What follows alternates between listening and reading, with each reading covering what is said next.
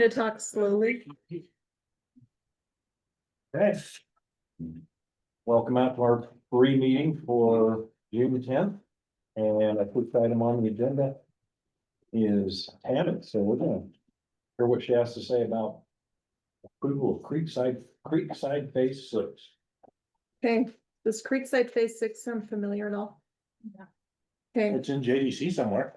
it is. So let me just explain the name of this phase really quick because you guys saw Creekside Phases 1 through 8 come before you for preliminary approval earlier this year. They have since consolidated some of the phases. This was what they previously called a Phase 9. So it hasn't received preliminary approval. That's why it's coming before you tonight. Consists of 35 lots within 7.5 acres. 22 of these 35 lots are slated to be attainable units. And there's an exhibit in here that kind of shows the distribution of that. 50-foot and 66-foot wide right-of-ways that will be public roads, a few 20-foot wide alleys that are private and will be maintained by the HOA. They've provided acknowledgement letters for water and sewer. And we've got just a couple of conditions of approval on this. If you look on page 3 of the staff report, final approval letters from culinary and secondary water providers prior to recording the final plat. And just verification of street cross sections prior to final approval. You guys have any questions for this one? Yeah, It doesn't change the overall number of density, right? correct. They're still the same. Mm-hmm. And the second one is I got called by a landowner right here. Mhm. And I can't remember, is there a stub road in that corner going into that piece of A2 up in that corner? Not currently. This is the Grove development. This is Plain City. This is Plains A2. Yeah, this is And then Plain this City is- too. It's just a little, and then this far west. Right. But he's worried about not having a through access, not having a stub road in there. Let me see. Let I me see thought if there I was could. one there. Going into Hill's property. Let I couldn't me, remember and I tried Yeah. looking it up to see and I couldn't find it. let me hop online and pull up the street plan for this. Going Is into that there- A2 in the corner. I don't see us doing a development agreement without that, to be honest. But I'm not for sure. For some reason, I remember seeing it on yeah. I'll pull up the streets master plan real quick for JDC. I want to say we push for that, yeah. Yeah, because there wasn't enough, there weren't enough connections otherwise. But I thought we went into the piece to the west of it. Cause that goes on over to North Plain City Road. They all do right there. Right. well, I think the reason why we wanted it to go into that A2 piece was because we had control over it still. And so we knew that it could get a connection all the way up to Okay. Plain City Road. But I'll check on that. Let me see if it's on their streets master plan, guys. And Brandon, you're saying the landowner wants that, right? Yeah. It makes sense to them, would. No, they don't always do it, makes sense. Well, that's true. It makes sense to me that they would want that though, if they value their property. What's that coming to? I haven't heard it. I don't know. I gave my wife a ride to the Baylor a little while ago. And oh no, he's not coming. That's right. He just had eye surgery. So Oh, he can't read. So he's driving your wife around? Yeah. That's what I told her. I said, he can't read and come to the meeting. How much do you love your wife, Brandon? But he can drive you? He said, well, we didn't get much over 20 miles an hour, so I don't think. Tractor speed. So no, he's not coming. glad I asked. Yeah. Yeah, you missed out on that story. Yeah, this is, Yeah. yeah, this is Well, Jeff. there's another better one, but I don't know if I dare share it. It's being recorded. Maybe I have to record it Have now. to record it. Post meeting story.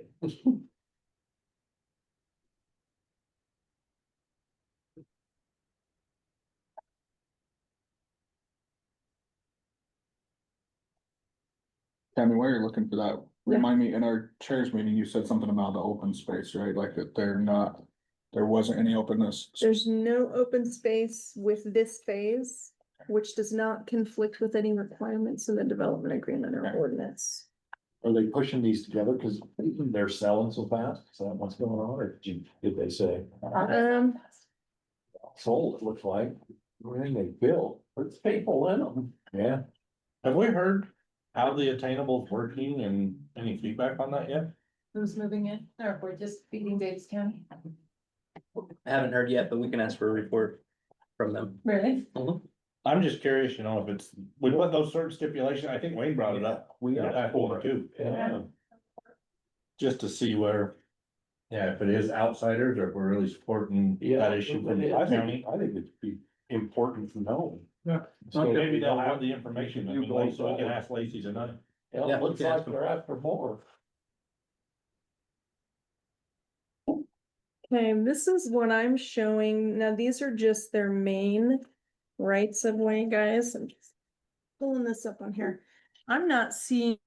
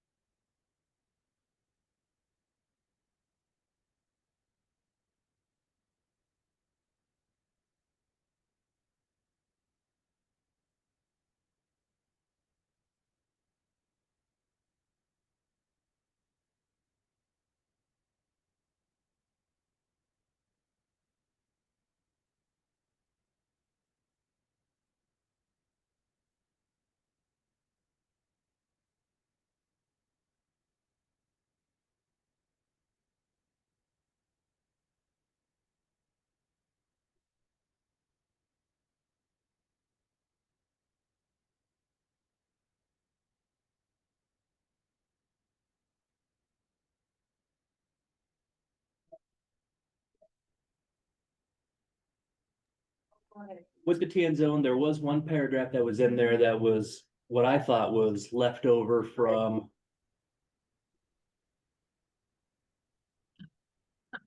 Hearing yourself. Yes, I do, actually, don't you? Hate hearing me. It's like, why don't you say that? It just got unplugged. So I think we're good. They had a paragraph in there that said, if it's in the TN zone, none of the other standards of the code apply. And early on, I said, that's not gonna happen. Take that out, and we just hadn't, we've been so focused on the development agreement that I forgot to get back and actually get into it, so when I saw it, I struck it, so you'll see that as red line in the packet as well. As far as the development agreement goes, no significant changes coming out of that, just some reorganization and making sure that that section that we all had a hard time reading was broken up appropriately, so it's a little easier to read. Implemented, what you guys asked for in our last meeting, just those little adjustments, and this should be ready to go. So my question was about the main right of ways when it reverts. Are they dedicating? I know they're doing like partial dedication of open space as they go. But as far as like the main corridor and the main right of ways, are those just dedicated from the get-go? No, they would be dedicated on a flat line Yep. I'm doing well. basis. Sorry, I did not know this was on in here. Hi, Tiffany. Oh, hi. So that's This is just something I'm worried about, is like. Yeah, right now, we don't have anything in there that I'm aware of that specifically says when they need to be installed, except that they have to be installed essentially as backbone on a face-by-face basis. Oh. Cities, I've been to some cities where, like, they just broadcast it into the, it's so weird, like they. But they don't sell land and then they have to negotiate with someone else on. Oh, really? Yeah. They don't try and sell road land. Well, normally, Okay. we would broadcast it in there. I got 2 For ears. some and reason, 1 ear. I'm not quite sure why, when we got this new owl. Oh, okay. Yeah, no. How's it going? You want me to, You're still in the no but mood? then, Now we're muted? We're happy now. Oh, okay. Oh, Okay. anyway. So I turned this off, so they can't hear me, but you can still hear me there. Yeah, I mean, we could still hear, or Tiffany, we could still hear you pretty well. So, Lacey, how's it going? How are you? Good. All right, let me try and. Oh, might have got it. We can still hear you. What does she whisper? She whispering. Like right into the microphone. So one of the reasons why we don't want to get it dedicated right up front is because as they plan, it might adjust a little bit here and there. Not the minor roads, I'm just worried about The major ones. like corridors. And even the major ones, they're not at silver level accuracy yet, and so they may Actually, move a that's little part bit of there, here. this is after 5 o'clock, that's towards Lockwood, Okay. county line. But we do Yeah, have a that's the- requirement, It's the main entrance to I the. can't talk in here at the same time either. Well, it's still gonna come through a subdivision. Pretty thing, sure and that's that's- the Yeah. Charles Road. So we can enforce it. Yes. Just make sure that they know. Yeah, Okay. we do have a requirement with phasing that they need to bring all of their main roads to and through the project and stuff into the project. One other change I put in the development agreement that you guys hadn't seen before is through phasing, they need to make sure even their minor roads stubbed into exterior boundary. Exterior property boundaries, 'cause the way that we had it written, it was very clear that inside the project needs to be really good connectivity, but it almost looked like we weren't gonna ask for any connectivity to neighboring properties, so we got that kind of stuff fixed, but from a survey level accuracy perspective, I wouldn't. It wouldn't be able to be right away. Okay, that makes sense. Okay. There ain't very many neighboring properties left, so it's 3,700 in the river. A couple here and there, but we'll see. Okay. Cause I got. Any other questions for me? I think this is ready, at least for a decision. I don't know if it's ready for approval or denial, but you guys tell me. We'll move to deny. It needs a hearing, and it has been noticed for a hearing, so we'll see what kind of public feedback we get. I don't know, does anyone have any major concerns with it? No, I'm glad we addressed what we addressed with that A2 thing in the last meeting, kind of one that skimmed over. Yeah, that really would have, I think, bought us and bit us in the long run if it failed, but. Right. I feel much better about that, and I mentioned that commission control, it's more. Yeah, I got this reverting back to it too. Instead of going form base, Yeah. I so then we like still that. have some teeth to Yes, ask for something. yes. Well, hopefully, over the time, it just works itself through, and we just feel that. This town is just doing dedication, Right. the full dedication. Well, we all wanna see a successful project, see it go through, but You want them purposely failing so that they just revert to a zone that they can build without all of the attachments that they had to It could have been. agreements, yeah. The only thing that's the only thing. You know, Charlie and I had a brief conversation about it. Without the developer, we don't get any dedication. So. Chicken egg. You know, hopefully we get all of the dedication, we don't get somebody we don't get a failure, and then somebody comes in and says, we're just gonna do it in A2, and they're gonna back those lots right down into the river. That's the risk we have. But hopefully, that won't happen. It's under A1 and A2. Is it 100 feet for the house, okay, it's 300. Right now, the code says 300. So if they were to come in under A2, the setback would be 300. Whether or not we actually get ownership of that, I think would be really hard for us to exact that from them through a subdivision process. We can always ask nicely, right?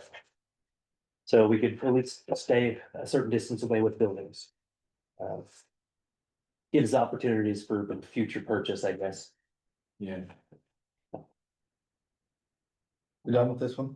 I got a question on something totally unrelated. Yeah, I'm good. Done? Everybody done? I think we're done.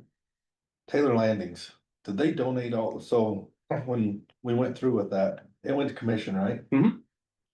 So the rest of that remaining acreage went to the farm, right? It Open space through there? hasn't been conveyed yet. The intent is, but it hasn't happened. Yeah.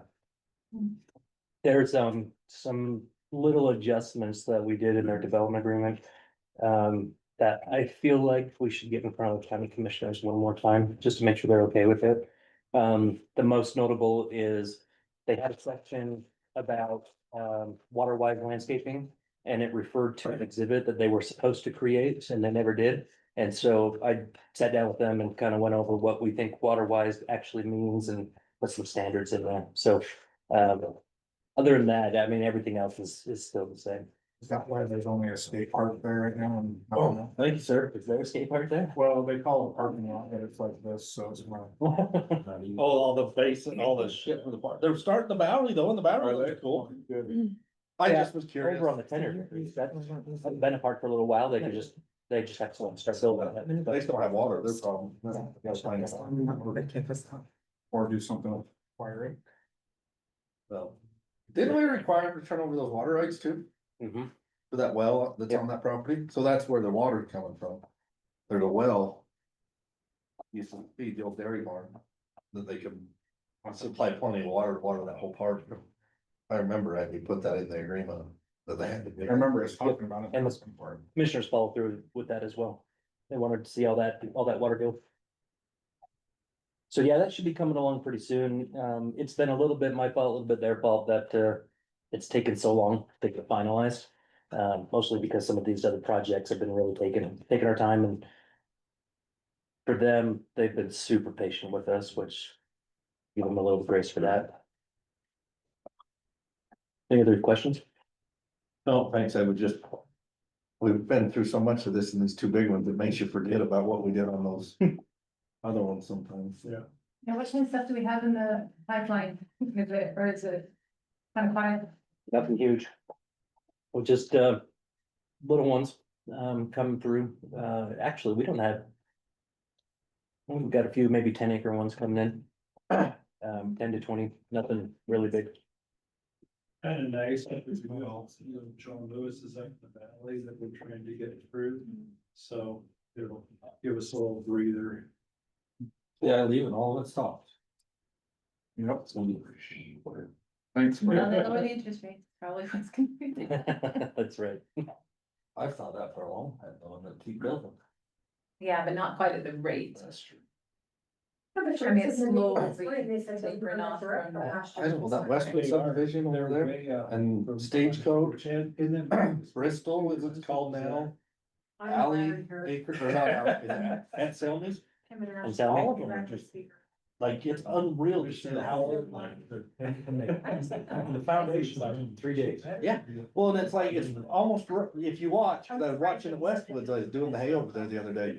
And they're just going in a line down the road, and that crew goes from this one to this one to this one, so foundation, framers. And like, you watch them guys, the way their houses are being built, it's just, They get them dried in and. Definitely. it is. Yeah, in 2 weeks they're dry. But the question is, are they all still selling? I know there's some in Harrisville that are really ugly. I bet you a and they're lot not of them selling. sold before they. But they're ugly. You would think they'd want them sold before Yeah, they because build they're them. The way they built It really so is. quick, That's true. And we've had quite a. You would think if they're not sold already, though, they're going quicker, they wouldn't be putting them in as fast I as they. think some of them are. I think for the most part, yeah, hopefully sold.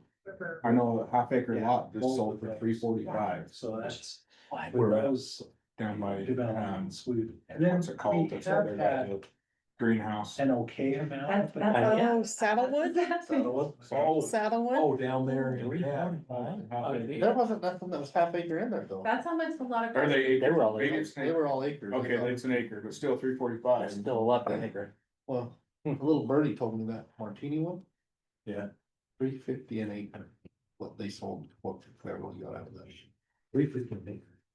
Oh, no. What I got told Before last and night. Acre lot? No, that's, No. what's they leave, that wrong. Raw ground. Oh, wow. That's an idiot. Yeah. Well, that's what I thought too. 10%. I've been hearing 200. The city bought ground from Criminals for 200. I've heard 120, 130, possibly 140 on raw ground, but. That's when I heard that. Hmm. I was like, wow, I asked they're selling for that much and more. they want that. I think 120, it doesn't take much to get 120 right now. Yeah, well, that's different, like, he's talking about. Oh, you're talking about, it's not all, The resale development. like, he's talking. Oh, I thought it was like civil and done there. No, no, That's what I mentioned. Never mind, yeah, that's ridiculous. Oh, okay. That's what I thought. Sorry, I thought you were talking about like a That's a build, deal, unless build you- lot, you know, like Oh. ready to go. Oh, no. Well, that's. Okay, that's great. Then we got like 120 lots on it. Wow. Well, someone would have to confirm this, but I found a developer was telling me that the appraisers are, and you might know something about this. Appraisers are looking at land and appraising what it could be rezoned to. Even though they don't have a right to rezone it, and they're appraising the land for that value, so we've got speculators out there selling it as soon as they get a reappraisal. And it kind of pushes the municipalities to have to rezone, which is right or. I couldn't believe that. Steve. That's why I went. So, anyway, I didn't talk about. Yes, he talked to her. Nope. Some. Wow. I'm leaving all my stuff in here. Well, some. Not coming back.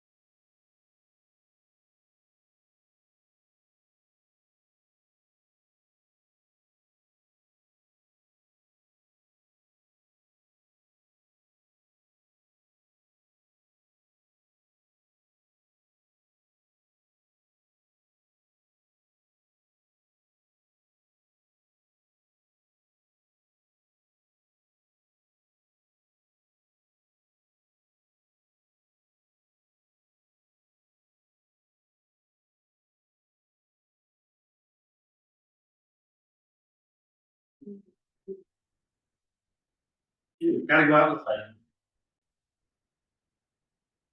Good. Welcome everybody out to the Western Weird Planning Commission meeting for Tuesday, June 10th. Please join me in the pledge of allegiance. I pledge allegiance to the flag of the United States of America and to the republic for which it stands, one nation under God, indivisible, with liberty and justice for all. Thank you. Let's see, everybody's here tonight except for Commissioner Ed McCormick. And we'll give him an excuse for tonight. And let's see, Before we get started on our items, I'll go ahead and turn the floor over to Director Golder for a moment. Thank you, Chair. We had some bad news a little while ago that, an individual was leaving the planning commission. Last meeting, Brent, thanks for all you've done. You've been an amazing asset to the planning commission. You served the town well. You've always made motions with the best interest, the community at heart. And you've let out, as chair, vice chair, and so many different roles with this community. And, you know, Western Bloomberg is much better place for your willingness to serve. So, thank you. We have roles calls a good doing. Thanks, sir. Appreciate it. And we wish you the best. Yeah. Thank you. Yeah, so they're taking applications, anytime you want to come back, go ahead. Hit me up in about 10 years. When the kids get a little older, maybe go. Yeah, Not chasing them too many rodeos. Commissioner Edwards has been a big part of our group for quite a while now, so you'll be missed. Commissioners, anything else you want to add to this before we move on? I've. Thanks, Rick, I know, it's very well. Safety better, but Brand, you know, when you get a sliver, it's festering forever, and you finally get rid of it, and you have that relief. That's kind of how it's totally kidding. I've learned a lot from Brand, honestly, I really appreciate it. And he's been the go-to person for me when I have questions, because a lot of this is over my head, so I really appreciate your input, Jeff. Thank you. Here. And I would say a lot similar, the mentorship and the information and the expertise you bring to the planning commission will be very much missed, so you might get some phone calls. Please do. All right, well, congratulations, you made it through. All right, first item on our agenda tonight, administrative item 1.1. LVCP 20507225. Request for preliminary approval of Creekside Phase 6, previously Phase 9, consisting of 35 lots and public roadways. Director Colbert, please. All right, thank you, Chair. This item is administrative item, as you mentioned. We do not need to take public comment on this. You'll just be reviewing this under the ordinance, and if it's complying or if it's not complying with the ordinance, that's your decision on. And this thing will really comes in this item. Now, what's working, is it? Yeah, I think we can. Okay. Hey, good evening, commissioners. This will be shorter than Charlie's.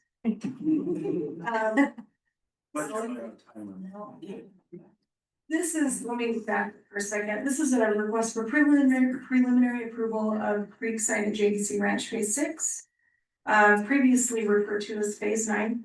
I've got a map shown here that is along the northern boundary of the JDC Ranch development, and it butts up against Plain City.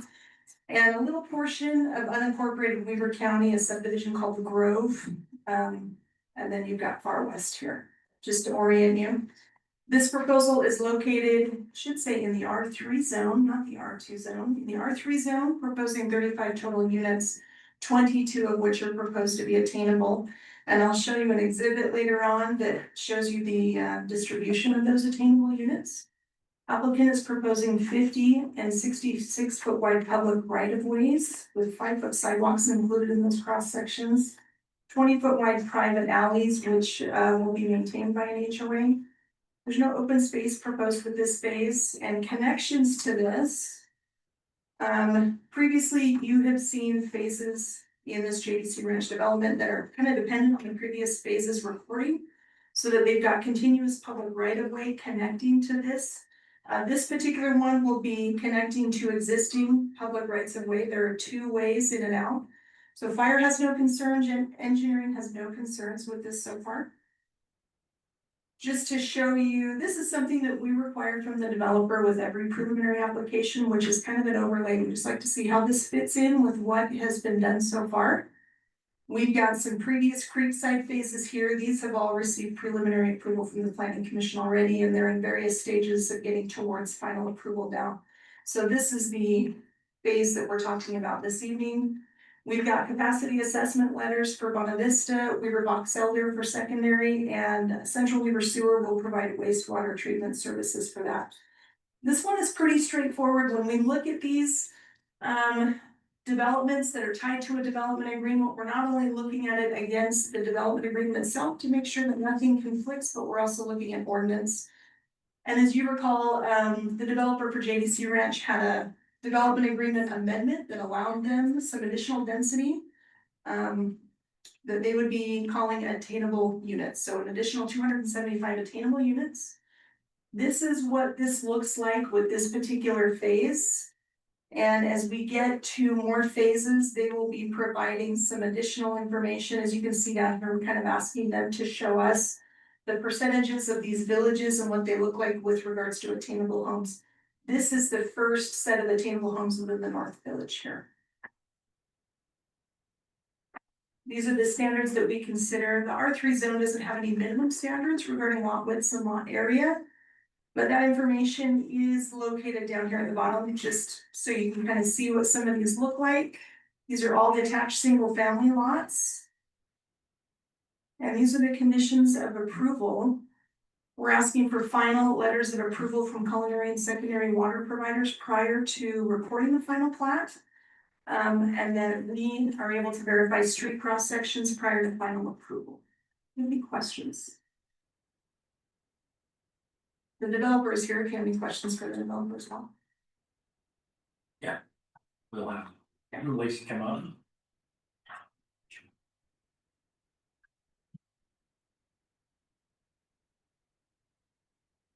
Good evening.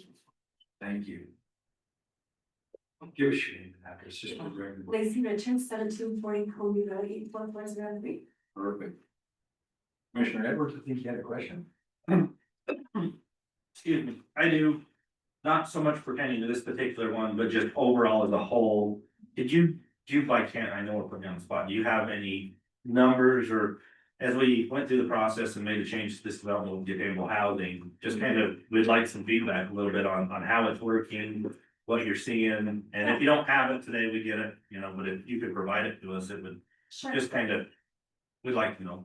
Yeah, so as you know, we started construction as we were getting that switch to include the attainable housing lots. So our first 12 homes that we built in JDC Ranch were all starter homes.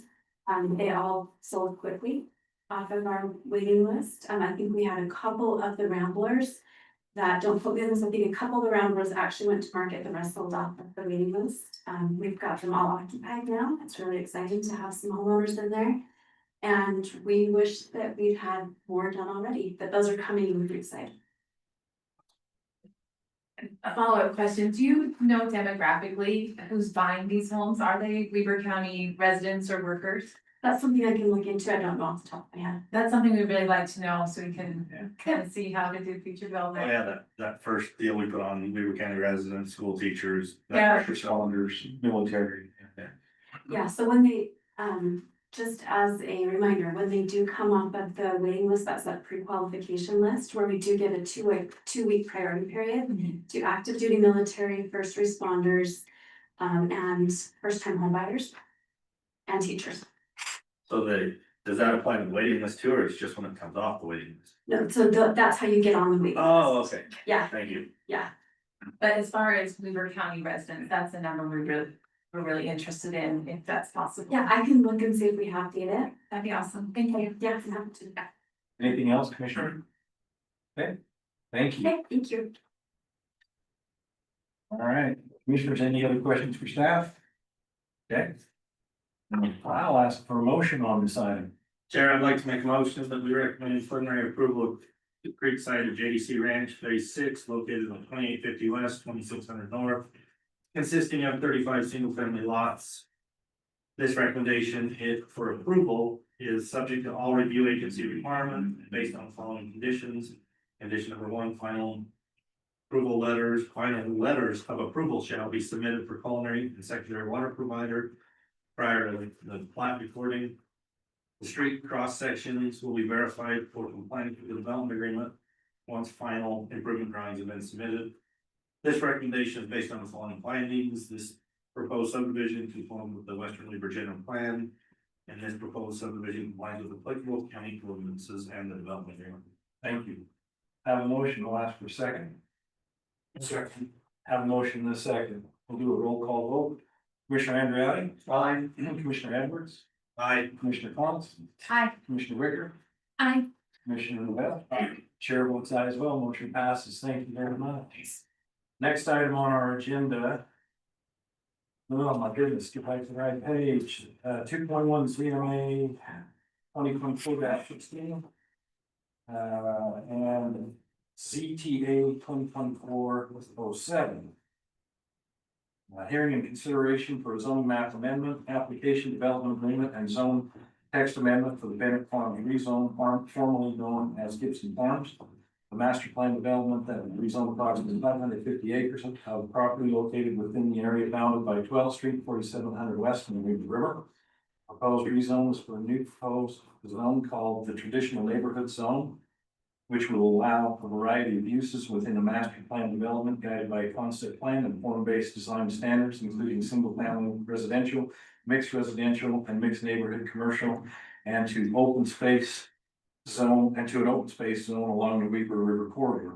Proposal may also include a dual zone, coupling the TN zone with the county's existing form-based zone, or may be immediately preceded by a rezone of the property to the form-based zone to better provide for future alternatives. Director Grover. Thank you, Chair. This item is a legislative making recommendation to the planning commission. That's all we'll be doing this evening. This is not a final decision. And then you will also be making a motion for a public hearing. You want to make sure that you have that motion, and then after the public hearing, that you close that public hearing and then deliberate on that however you so choose. There's a variety of options. Mr. Ewart's going to explain the options before you, and then he'll explain the proposal as well. Mr. Ewart, you present. Thank you. Charlie. Morning, commissioners, thank you, and just so you know, I did get hit by the word on that intro that you read, so next one's gonna be a lot. Can't breathe now, thank you. Yeah, we've gone through so many different iterations and so many different possibilities on this project that I didn't want to miss noticing for one of those things that we might do. But after our last work session, it seemed like leading up to our work session, we had a lot of things potentially on the table. If things defaulted, they default back to the form-based zone. Do we zone it down to form-based, or do we wait for a default to happen? Do we do some kind of dual zone? The legalities, because state code says you cannot require a future county commission to change a zone through a development agreement. We have to tread lightly on what that means. So if we did a dual zone up front, at the very least, we have due process on the front end. We'll get the county commissioners making that decision on the front end, if not some force to do it later on. However, in working with the attorneys on the idea of just doing a crisp, clean single zone, the traditional neighborhood zone, and then if a default happened, it would go right on back to the A2 zone. Our attorneys are all in agreement that that is something that is both within our purview and something that's critical to that development agreements attached to your report. I think there may be 3 to 5 people in the crowd who aren't apprised of this project, including you guys. I do have plenty of a report to give you or a presentation to give you, but I don't have to give all of it. So feel free to tell me to move along if I'm getting a little bit too long-winded. So when this project came forward initially, it's a pretty cool project. It's a project that is in itself designed to implement the new general plan. If all projects could be like this, it would be phenomenal to receive. One thing the general plan is fairly direct about is from a community perspective, we're not necessarily all in favor of all in development. However, it's going to happen. if the market's gonna push it to happen, we should do it thoughtfully, creatively, innovatively. This project definitely does that. The traditional neighborhood zone, which will be a new zone if approved by the county commission as part of this proposal. The purpose of it says, the purpose of the traditional neighborhood zone is to promote pedestrian friendly master plan development that blends diverse residential, commercial, civic, and residential uses. This zone emphasizes fine grained design with distinct centers and edges, creates vibrant public realms shaped by thoughtful urban planning rather than relying solely on architectural complexities. Development within this zone will incorporate open spaces, recreational components, well-designed architecturally integrated structures that are appropriately landscaped and harmoniously buffered from surrounding land uses. This zone aims to balance local context, functionality, and aesthetic beauty to foster thriving, walkable communities through customized development requirements and approach. So I'm gonna fly through, maybe even skip a few as we get going through this. So new zone, you guys know what it says. It relies on transect districts. One of the adjustments I made that I just mentioned to you guys from what you saw last time to this time is I just added a T1 district to that to the transect district category and could change the Weaver River corridor to the T1. T1 stands essentially for natural, here you go. T1 natural, T2 rural, T3 neighborhood edge, T4 neighborhood edge general, and T5 neighborhood center. There is a T6, but this project does not propose any T6s. And then there's a SD special district. In fact, in this project, there are two special districts. One is for agritourism types of uses. The other is for transportation oriented, vehicle oriented uses. And that change for the T1 zone being along the river corridor was just intended to say, the intent is that the river corridor would be natural or open space or park or growth or, but not developed in homes.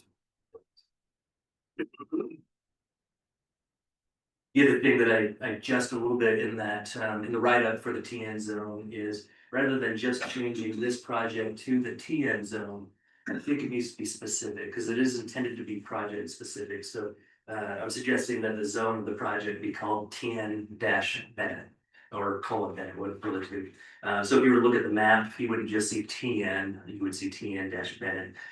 Anyone else who has a certain amount of property, I think we said 400 acres or greater, who wants to do a master plan project could apply for the TN zone in the future. And it's designed in a way where that zone can apply to multiple different types of properties.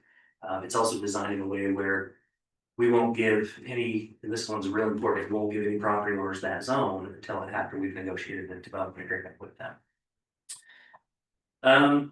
Excuse me, you guys know where the location of this is. By the way, we did, to Jill Hipwell's credit, we did post signs. We post two signs out on the rights of way on 4700 West and 12th Street to let people know that there was a hearing today. So I just wanted to make sure you all were aware of that. Here's the project. Here's the existing zoning on the left side. On the right side would be the new zoning, TN Bennet. When you're looking at rezoning considerations, you're looking over consistency with the general plan, compatibility with existing development, impacts on adjacent property, adequacy of facilities, and services, and environmental considerations of traffic locations. One of the bigger things I actually don't focus on in this presentation is adequacy of facilities and services. It's clear to me that as the community grows out there, as demand continues to push for growth, we need to figure something different out from a municipal services perspective. The county's not bringing in the kind of revenue that is needed to provide for a city. I had that conversation with this developer as well as with a couple of other developers. And so far, our developers who are getting rezones or might be getting rezones have agreed through a development agreement that if the development creates a greater demand for services than what we would normally see out of just a standard development, we would ask them to quantify that, do a financial study, quantify that so that we can look at that and potentially recoup the cost differences. So that's also in the development agreement. As far as consistency with the general plan goes, the project will have medium to large residential lots, it'll have smaller residential lots as well as mixed use residential, missing middle housing. Mixed use commercial, these are clips that are out of the applicant's application. You got some possibilities for some commercial Main Street style, and then some cool possibilities for residential. The project that they're basing this off of had some really great single family dwellings right next to duplexes, right next to quads. And you wouldn't know unless you were standing there paying really close attention to how many mailboxes each building has to determine how many families were in each of those buildings.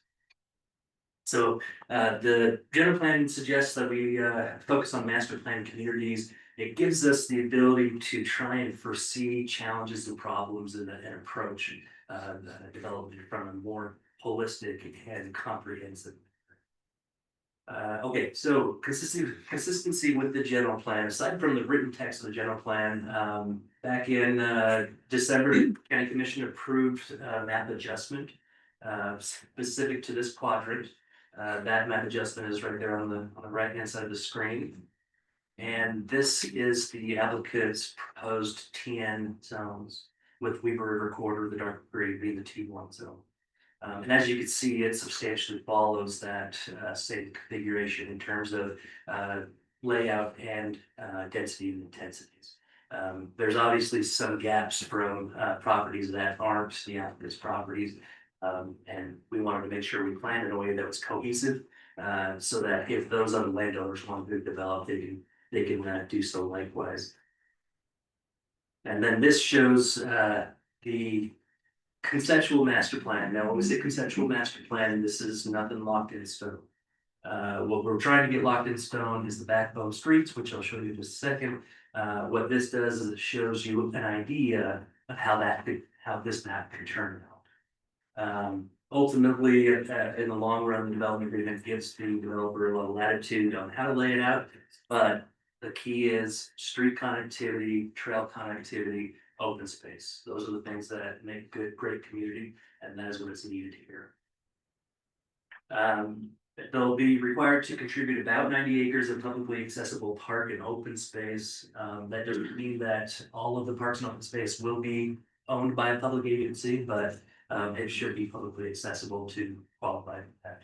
They'll have a variety of smaller community parks and trails and pathways throughout, and they're focused on the Emerald Necklace, the Weaver River Corridor. They would like that corridor to be as great as I think most of us would like it, because it's a great asset for a community. Community contributions: 400 south, 700 north, 5100 and 5500 west connections. This is the street master plan for the area. You can see where those streets are in relationship to what their backbone street improvements are proposed to be. Okay, one of the considerations for this is also determining whether the proposed amendment is compatible with the overall character of existing development in the vicinity of the subject property, and if not, consideration of the specific incompatibilities within the context of the general plan. Like our other staff report, it's going to be hard to say that this project is consistent with the development that's out there right now, because there isn't a whole lot. But because we've put some planning efforts into re-envisioning what this could be if the market pushes development out there, it could be determined that this is a lot closer than, actually a lot closer to what is, in terms of residential developments out there, so it's closer to those uses than it is to what's currently on the property. We've determined that agriculture and residential, they just have challenges going right next to each other. And this community is one example of that. The project does propose the lighter shading to the darker shading, and proposed to gradually transition toward the town centers. We know that from mitigation measures, we need to look at phased development, increase street capacities, construct water and sewer facilities, and provide open space. And when I say we, I mean the developer needs to do that, and we need to make sure we have ways to hold the developer accountable for doing that. Other mitigation measures, we've got stormwater and possibly flood water. If you look at the floodplain, which I'll show you a map of that, it's part of the project that they're building in. Doesn't look like it actually has any flood zones to mitigate. But we're gonna always pay attention to that. It is at the, lower end of the river, so we just want to be cautious. Parks and open space master plan, open space buffers, dark skylighting, wetlands avoidance, preservation or mitigation, and river corridor bank stabilization. Those are the, essentially the mitigation measures that we need to be looking at, as we or before we approve the project, excuse me. Adequacy of facilities and services, so I mentioned that they have volunteered in, stated in the development agreement that if it does end up costing more, they'll pay the difference. So that maybe their HOA pays the difference, maybe the master developer, maybe an agreement to be in a higher taxing district. It really comes down to what we end up negotiating in the future. We haven't targeted exactly how that's going to work. But we do also know that we'll need expansion of wastewater collection system, expansion of culinary and secondary water, and fire protection and prevention. One thing that we have in their plan is that they'll provide 2 acres for a fire station. We're asking for that to be on the northern side because if you'll recall, across the river and across 12th Street, they're already donating 2 acres to the fire district. So this would be long-term down the road for that to happen. We've also told them that if the fire district, because we haven't had a lot of interaction with the fire district on this particular project, and if they ask for something different, we'll have to adjust that. New infrastructure needed, parks and rec facilities, streets and pathways, flood and stormwater conveyance storage systems. Environmental considerations, no development in flood hazard zones, weather protection, preservation, no replacement, it was an Army Corps, riparian corridor protection, preservation, and restoration. So these are all the things that we're looking at from what is it we should be paying attention to as this project proposes development. On the map on the left-hand side, that is the Army Corps map. You can see where the wetlands are in the particular area. The map on the right-hand side, the floodplain map. The orange is the 0.2% flood hazard. In other words, that's the 500-year floodplain. There's a lot of property in Western Weaver that's in the 500-year floodplain. In comparison, there's a lot of property in Salt Lake County that's in the 500-year floodplain, and we saw that in 1983 when there was a river running right down Main Street. So the National Flood Insurance Program doesn't say you can't build in the 500-year. It does say that if you try and build within the 100-year, there's specific insurance rates that you've got to pay. If you look at the project in relationship to the wetlands area, you can see that the applicant is proposing to substantially preserve the existing wetlands on the property exactly where they are. They want to amenitize those wet pieces so that it contributes to the open spaces of their property. As far as traffic mitigation goes, I'm always concerned about street connectivity. When you have a big project like this, I'm not really concerned about internal connectivity. It's kind of like a casino. Get them inside, but don't show them how to get outside. I'm always concerned about how this project connects to other projects. It was one of the things that I noticed with the project that the model is this off of is they've got some pretty tight out exterior highways, but not a ton of connections to those highways.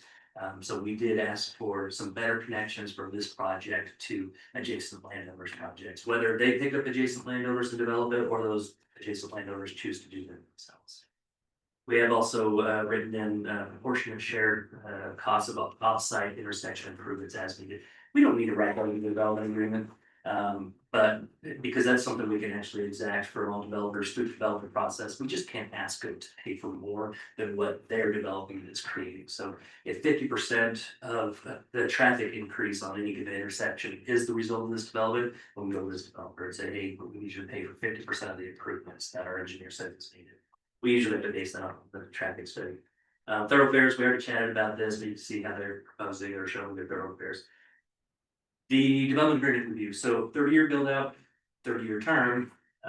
So the 30 years, their estimated build out based on their market study. And then they want maximum residential dwelling units 6,000. That's across the entire property. That's 550 acres. If you were to actually average that out over the course of 30 years, we're talking about 200 dwelling per year.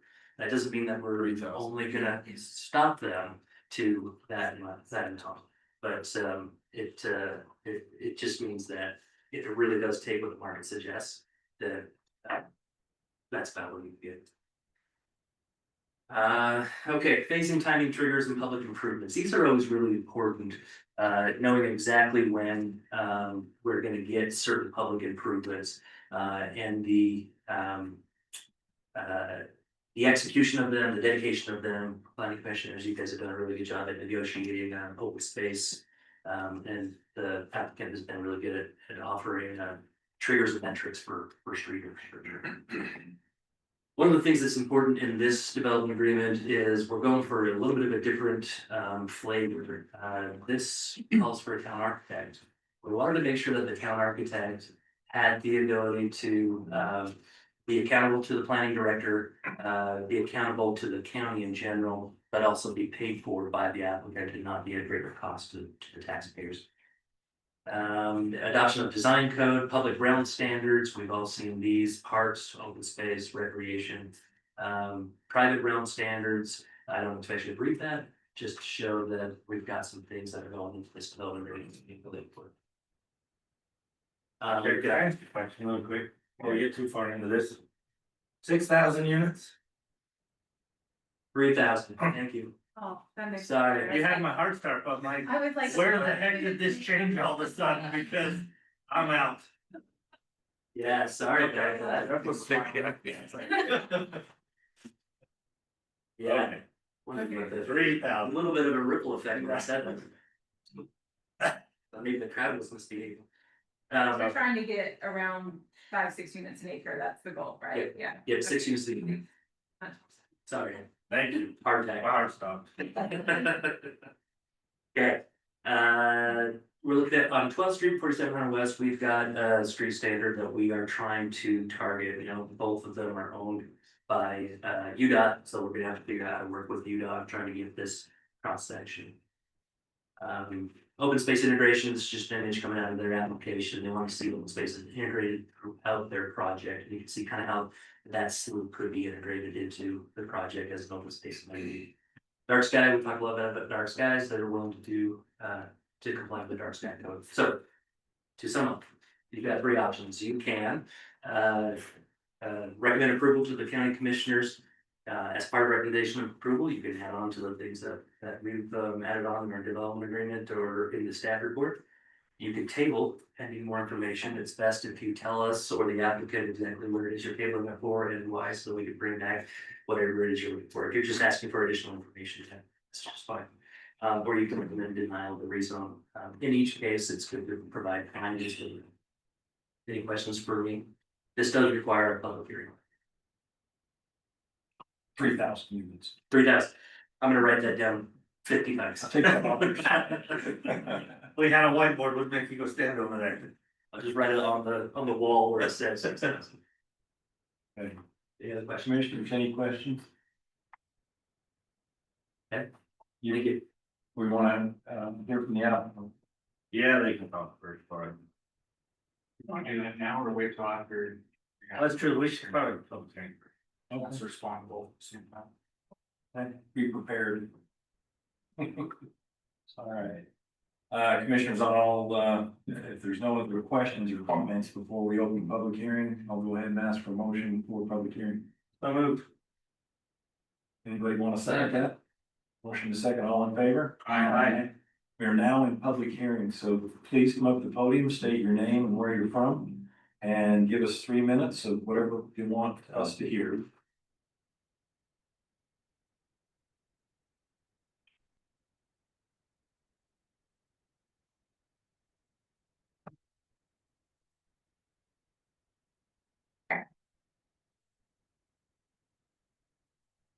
Good afternoon, commissioners, or evening.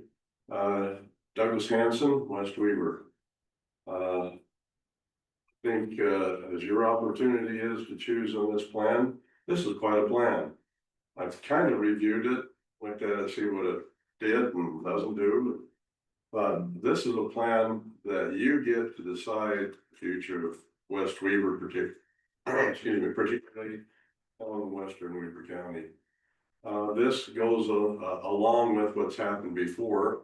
We've had these master plans on massive acres.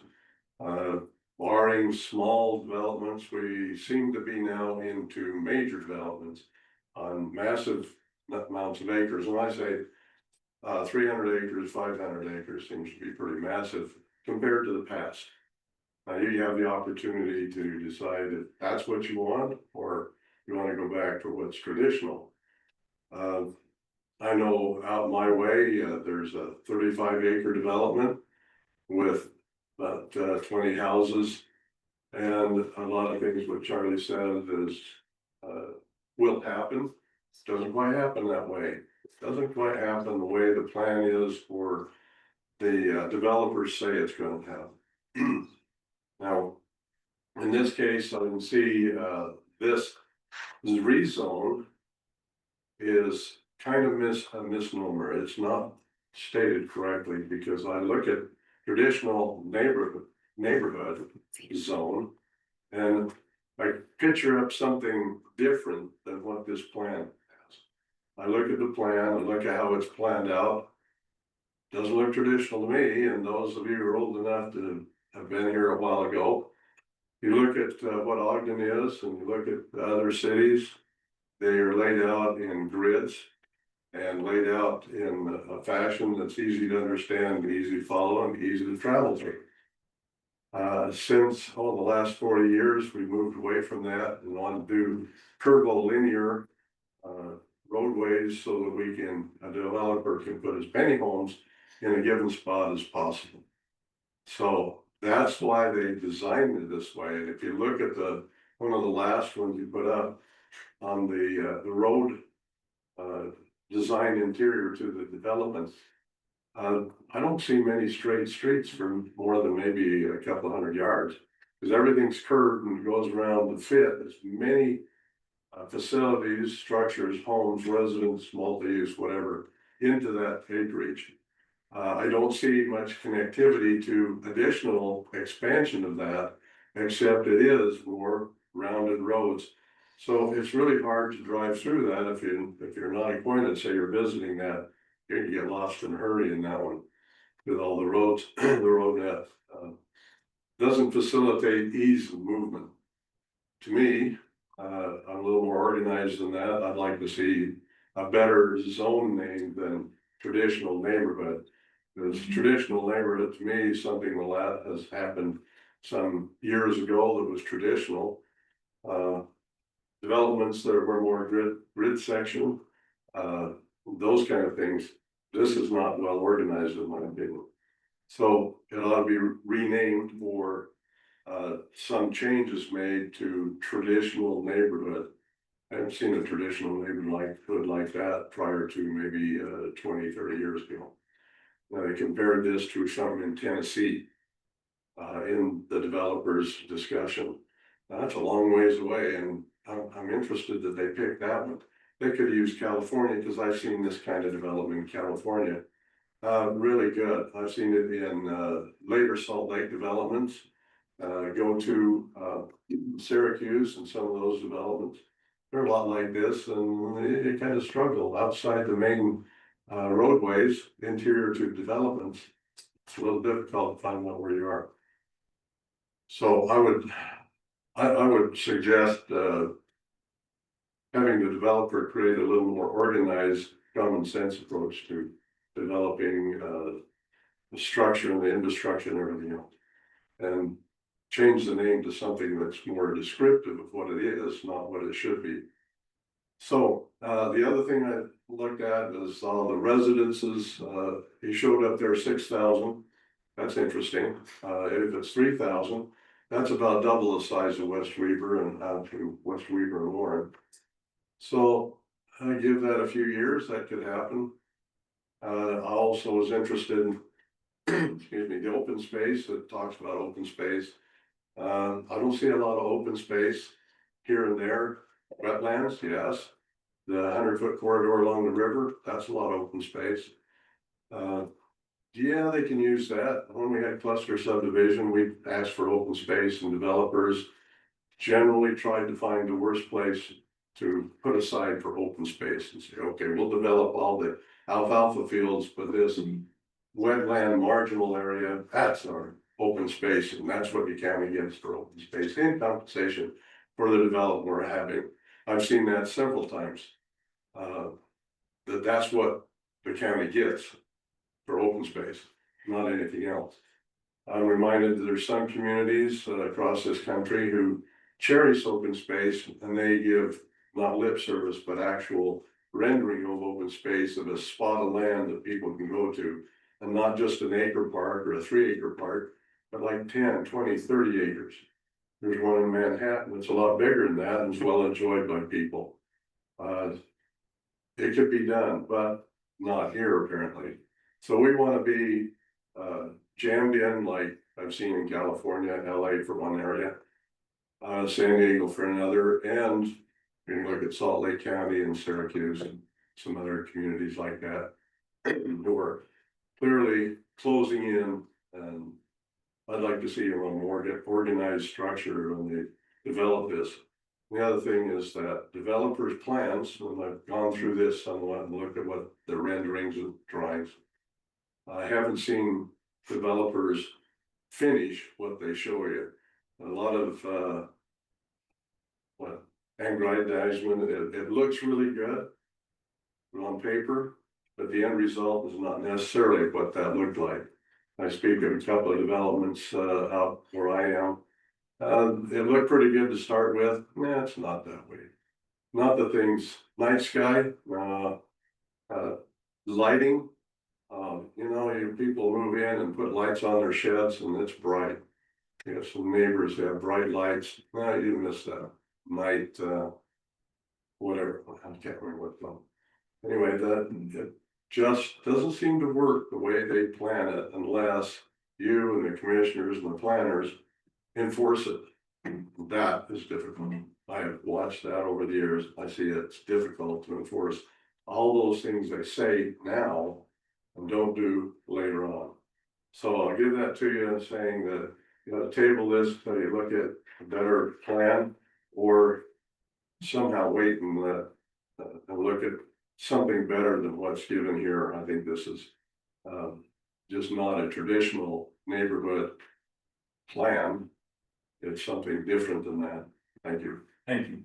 Mr. Hanson, could you provide your address for the record, please? For the record, Yes. 164 South, Okay, 3600 West.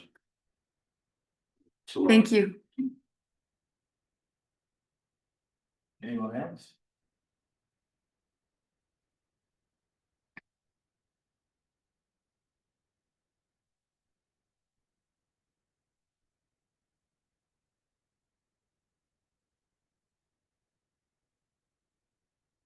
I'm Susan Hancock from West River. And I know people need to sell their ground, but my opinion on this new subdivision is overwhelming people. Like Mr. Hanson said, it's probably gonna triple what we have already. And it's taking a lot of the rural out of our community. And I understand what he's saying about open space, because to the south of where I live, there's 12 clustered homes and the open space is a slough. There's no parkway to walk, there's no park, the open space is a slough. I know it's a big change for West Weber. I'm not against the change of it, I just think it needs to be trimmed down a tad. And the roads do look quite curvy and swervy in the plans. And I'm just sorry that a lot of people, I didn't see any sign saying there was a meeting here today. I don't know where the sign was. I guess I keep my eyes on the road and I guess didn't see the sign, but I did get paper. And I wish more people would come and view their point. So I think you guys really need to think this over a lot. I'm not against the plan of having people build a house there, but 6,000 people to 10,000, I hope I'm dead by then. But that's just what I'm my viewpoint. May I have your address, please? 4481 West, 100 North. Thank you. Thank you. Anyone else? Commissioners, I'll ask for a motion to close public hearing. So moved. Second. All in favor? Aye. Aye, opposed? Motion carries. Okay, we are now in deliberation, so do we want to hear from the applicant? Okay, whoever's representing the applicant, first victim.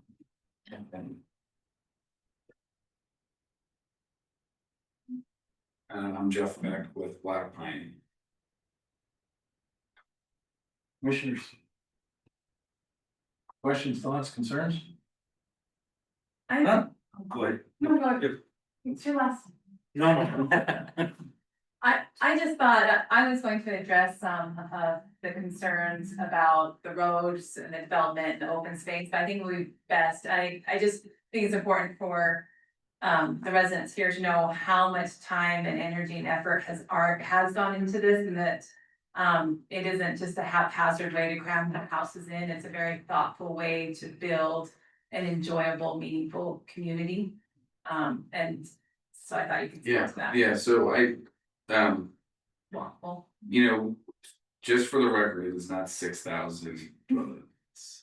It's 6 units per acre, and it's about 550 acres. So I think, you know, when we've spoken to people in the community, it's a big change, and I'm empathetic and sympathetic to that. I think when you look at the time frame of what we want in the development agreement, this is going to take a very long time to actually develop out. And when I tell people, you know, one of the things you hear is, well, we're just a greedy developer.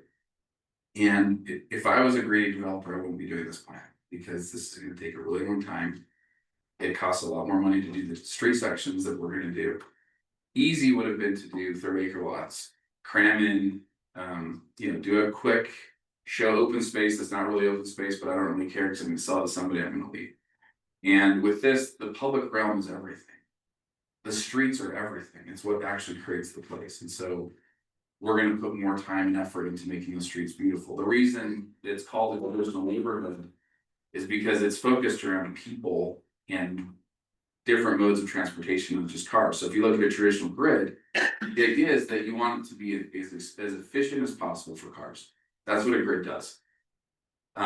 When you start curving and doing different things, if you look, there's no cul-de-sacs. It's all connected. It is a grid, but it's an interesting grid. And it's a grid that is for people, not just cars. And when we talk about traditional, it's how towns used to be built around people. So you have mixed uses. You can walk to the store. You can walk to the restaurant.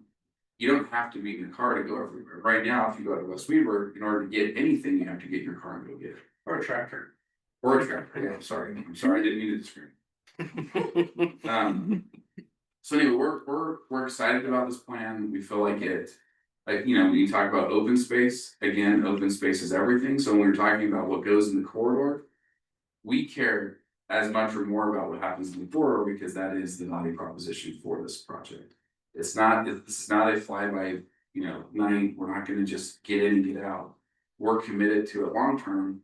And the value comes over the long term. And I can appreciate people getting burned by developers in the past, and we're hoping to change that opinion as we get into this project.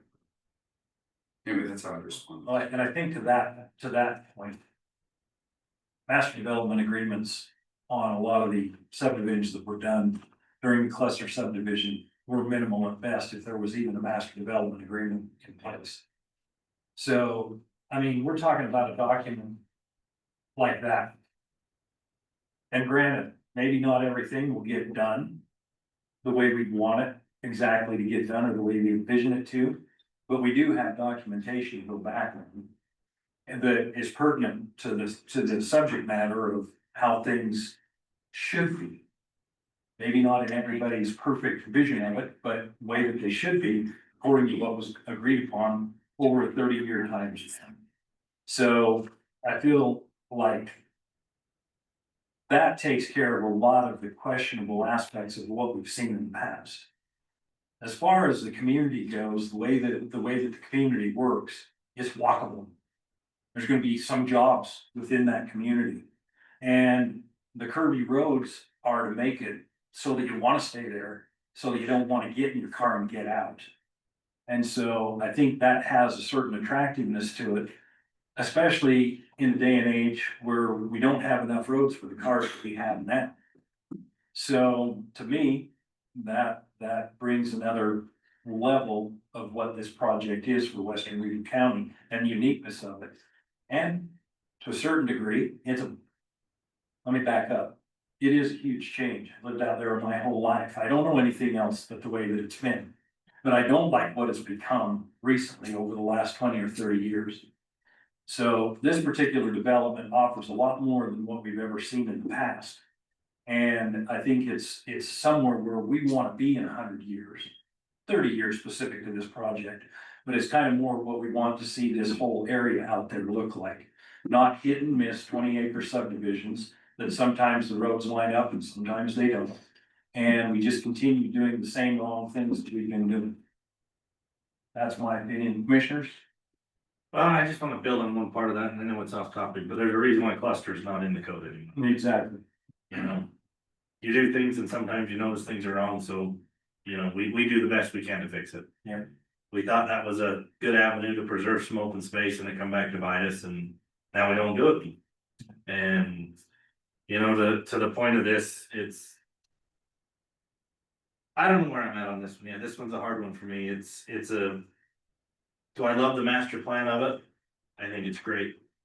You know, we don't have very many opportunities to look at a chunk of ground like this, although they're becoming more, you know, more frequent. But, you know, to cookie cutter this, like he says, into a bunch of 30-acre lots, what would that do? What would that do to the community over that time? You know, this way we can look at that whole area as a whole. I tie this back to a little bit of our first option, or our first item on the agenda we had tonight, JDC. That one was the first big one we've seen out here in the western part of the county, and it was a struggle at the time. But look at what it's evolving and what it's coming to, and, you know, I could go either way with Mr. Hanson's comments on the name. I mean, traditional neighborhood, it's all in what you feel that traditional neighborhood was, in my opinion on that. I mean, things change daily, and, you know, the grid system, I do, for getting around and being able to know where you're going and everything, the grid system and a bunch of square blocks is great. But from what I've learned over 8 years sitting up here, is that's not always the best. Just because, and I can't remember if it was Charlie or Bill or one of the planners one time, and I said the same thing. Why do we want all these curves in these roads? You know, it's one thing, it's kind of what they told me then, it was a traffic calming type situation. It helps slow the flow. You have these big long straightaways, and it's like what I hear out in front of my house on 3300 at 2 o'clock in the morning. The burnouts and the racing down the road, and not that cattle is probably gonna be a problem in this development in the future, but that's my fear. 2 o'clock in the morning, it's dark and someone comes and wants to race up and down the road. I haven't told my cows get out. Is it gonna kill somebody? Is it, you know? But the way this one's built out, it goes back to reason to what they, you know, what I was told back then. It slows people down.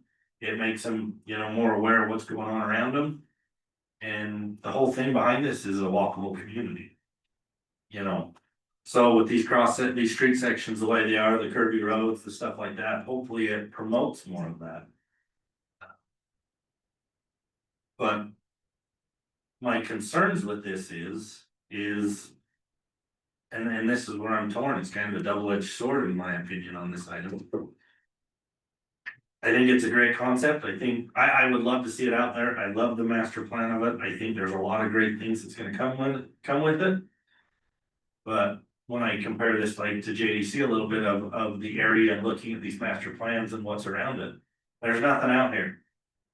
You know, and to bring the businesses, yes, it's gonna take housing and more of it in here. But to make this work to the vision, I just fear that we're 10+ years ahead of where this truly needs to be to make it work. And I don't want to see it fail. And I would love to see this come through and work the way it's envisioned, because there's been a great vision, and to say that there hasn't been a lot of time devoted to this. You can ask my kids, that's the reason why I resigned from this planning commission, is not picking on you guys, but this one was a lot of it, between this and Westbridge. This commission up here has put a ton of time back and forth, reviewing, looking at this, ton of work sessions to try and get it right, because this is a big change to the community, and so much to the point that I threw in the towns that I'm done. They wore me out, but I think we broke these developers pretty hard too, to get a lot of stuff for the community. But, you know, it's just hard, that's where I'm torn on this one, I don't know, I still ain't got my mind made up on this one of which way to go, because I like it, but is it the right time? I go back to the 6 principles in the ordinance.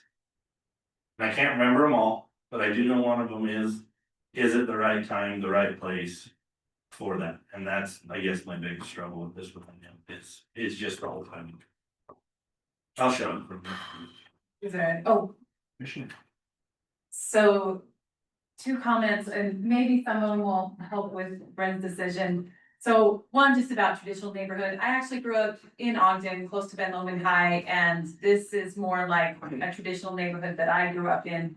As far as the size of the lots, and there was a convenience store I could walk to. I walked to school, I walked everywhere, and that was Ogden, Utah. So I do feel this is very traditional to our area. Density. In order for us to build houses for our children and residents of Weber County, we can't build 1 acre lots, even 3rd acre lots. What has happened is they're selling to people moving into Utah, not Utah residents. People who have income that is greater than what they're making in Utah coming in. Now, who knows what the future will hold as far as our income potential, but Weber County doesn't have the earning potential or the jobs yet that support the expensive housing. So if we don't put this density in, we will, I see you laughing, but I think more about that. So we really need to think about what size homes we put in our community. If we keep building $1 million homes, we're not building them for the majority of Weber County residents. So the density is a hard pill to swallow. I know we don't want to have that, but that density is what will save our businesses. That density is what will provide housing that our residents can afford, not people coming outside of Weber County can afford. So that's where I get more comfortable with the density is. And if we have developers wanting to develop, and we know that we are obligated to develop at the 1 acre density. If we allow development to happen that way, instead of proposals like this, we won't be building for Weber County. That is my concern, is that we won't be building for Weber County, and our taxes will be really unattainable. Spread out that far, infrastructure will really struggle. This type of development will keep our taxes in a more attainable zone. So that's the way I see it as far as the trade-offs. Thank you. Commissioners? I've got a couple of comments. I've lived here all my life, about 80 years. And I lived across the river a ways, bordering the Hanson property. And, you know, when I grew up, the traditional neighborhood was a house here and there. Like putting pepper on an egg, so to speak. Lived on the dirt road. Walked down to the corner to catch the bus. And over the years, what's happened in my mind is all the ag operations in western Weber County over the years is getting to the point where there's nobody gonna do it. We don't have anybody in our family that's gonna do it.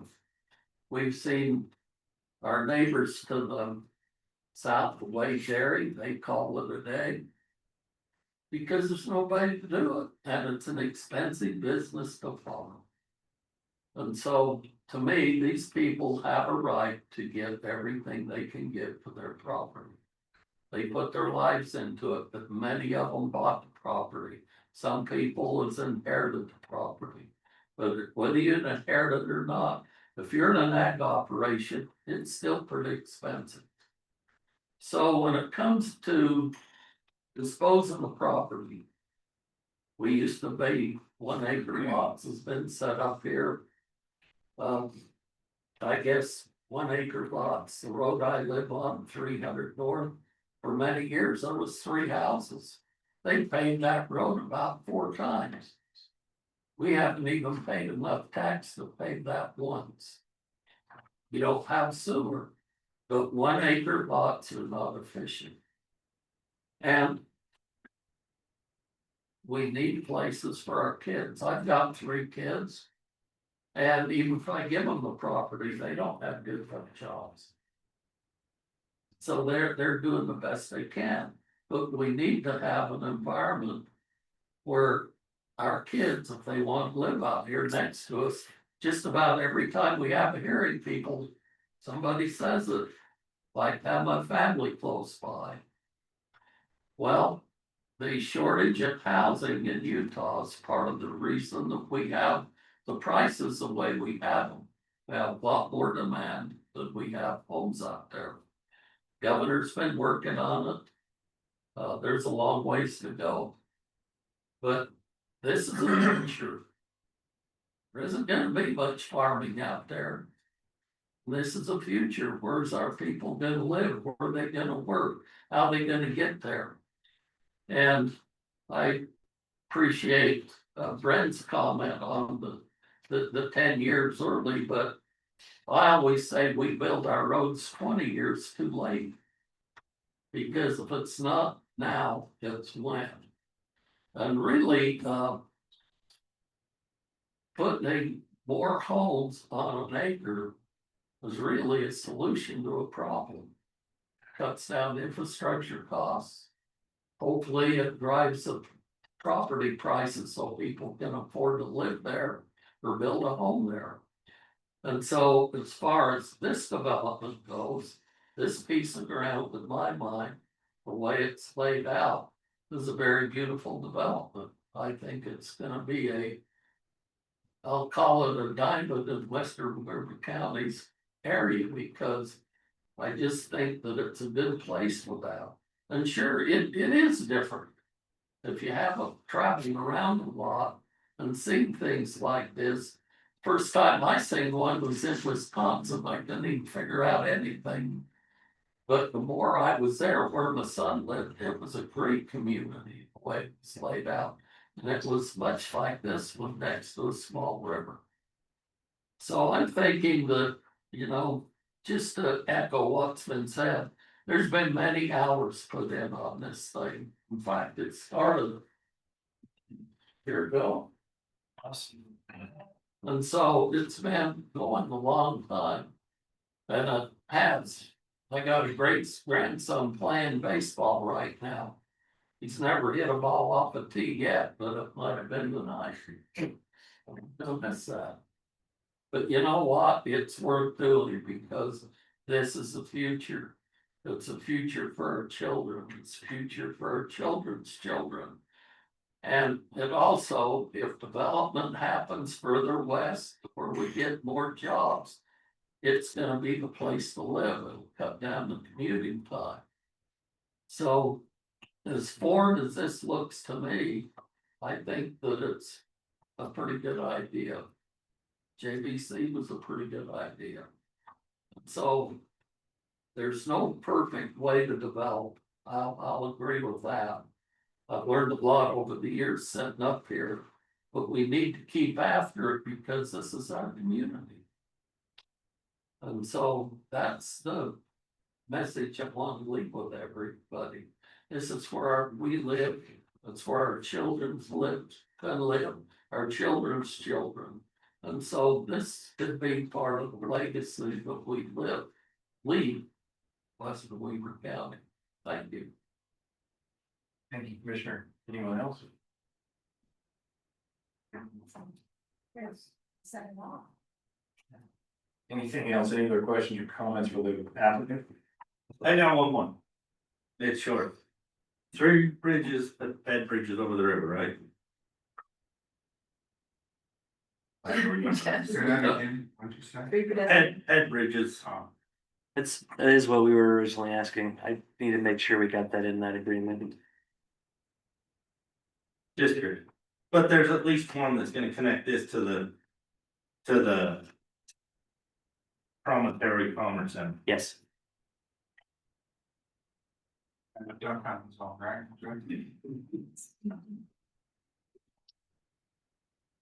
Yeah, there won't be the shooting down there. Okay, commissioners, any other comments? I just concur with everything that's been said. We've vetted this with somebody. I mean, Jeff has aged 10 years in the last year. And I mean that jokingly, but at the same time seriously, like, not when you look bad, you know. Thanks. We put you through a lot. We put them through a lot. It's really hard to roll this. It really, it's been a lot of work. This meeting, and Yeah. with everything that's led up to this, Yeah. all the conversation. And a lot of the concerns that have come up here tonight were vetted in those conversations, they were talked about. They were concerns of all of ours. And so it's hard to, have not been a part of that process and get just how well discussed and vetted this development has been. I would just encourage anybody in the public to go and listen to those work sessions because, I mean, Jeff can attest, we were not easy. I mean, not that we were being difficult, but we had some strong demands and I feel like we held you to it. So. Anything else, commissioners? Yeah. All right, well then, it's that time. Darby, you got something else to say? I just wanted to make sure, 3 pedestrian bridges, just make sure it gets in the motion, just to verify, just in case I left that out for some reason. And I also wanted to let, Doug know that, wanted to make sure that 400 goes to, close to his house, cause I am a little bit concerned, I like the straight roads too. So I was hoping to get him good, connection on that side, so that if he ever chooses, speak to his, that they're, even though they are perpendicular roads, that, hopefully will give him a little bit more direct access, so. Thought I was it. Thanks, Joe. Like smoking something and three fridges just come out of nowhere, ain't that what we discussed? No, we did discuss it. I just can't remember if it's in the development agreement.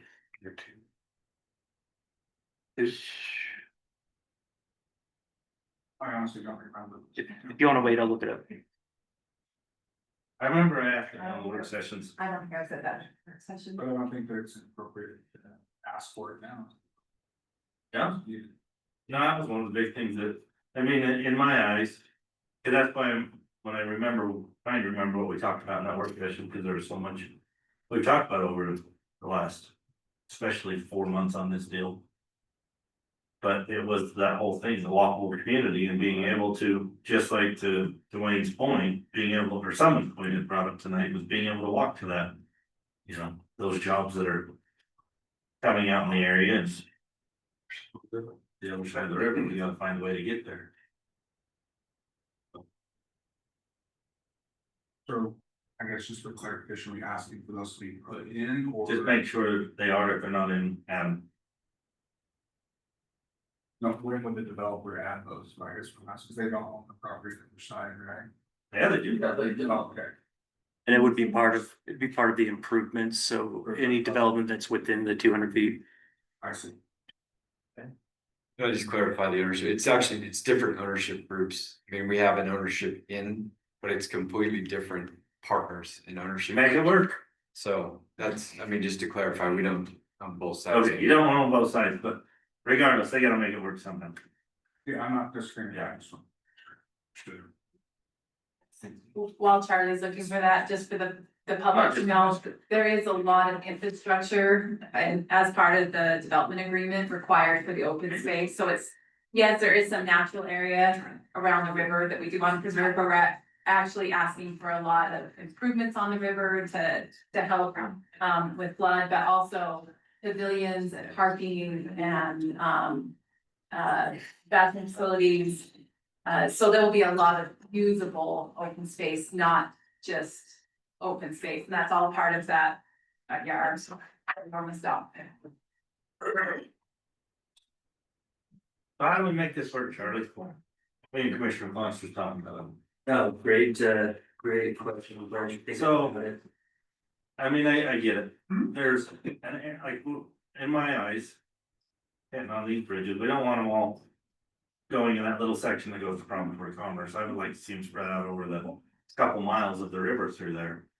And I get too, that, you know, that other side's not developing, and so how do we make it work to the point when it does develop? On the adjacent side, then, it's more than likely, they're gonna have to come into the county and get a rezone.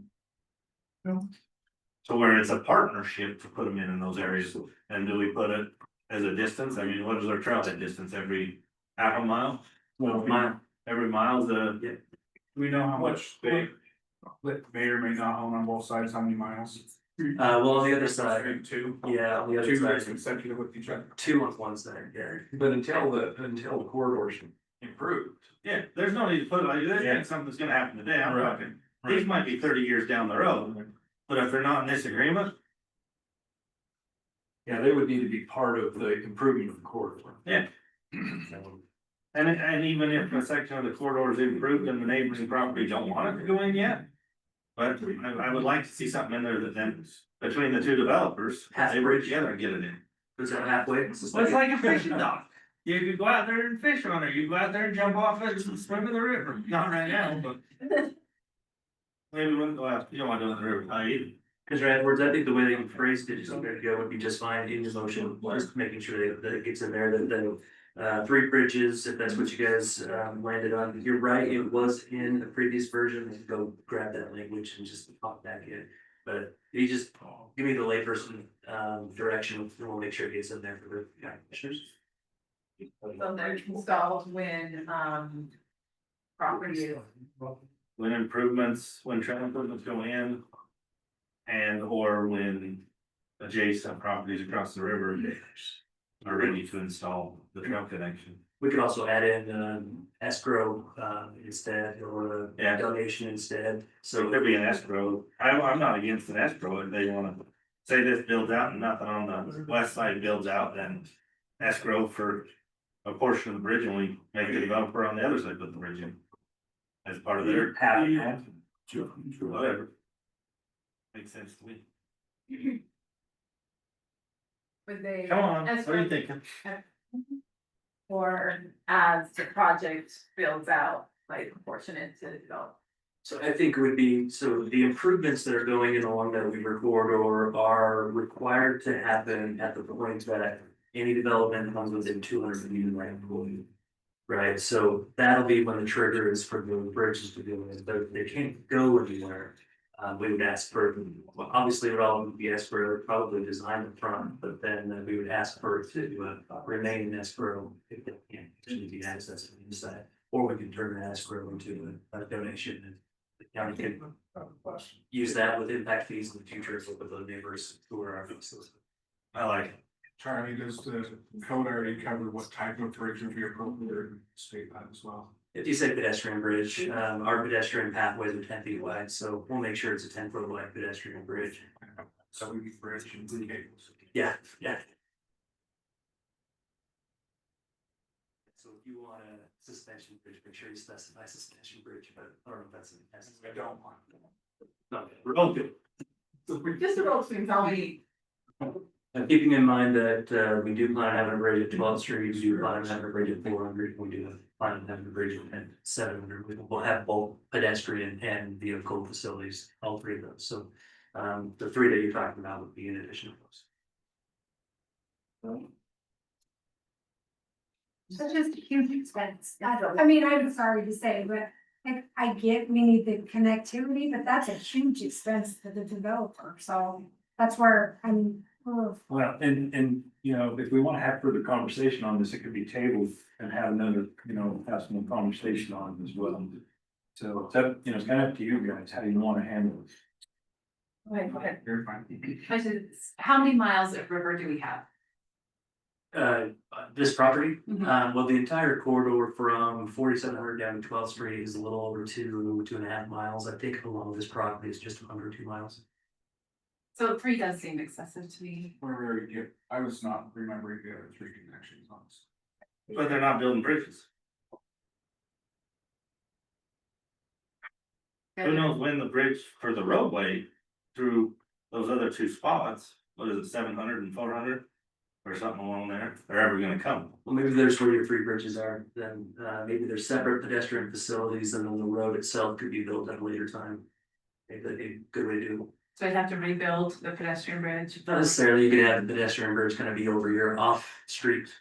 So you got, each of these streets are, sorry, 12th Street, 400 and 700 North are also supposed to have a type of like pathway run parallel to it anyway. And those are all within the project. Yes, 12th Street is not, but 400 and 700 are. And so you could always ask for something closer to 12th Street, it is on 12th Street.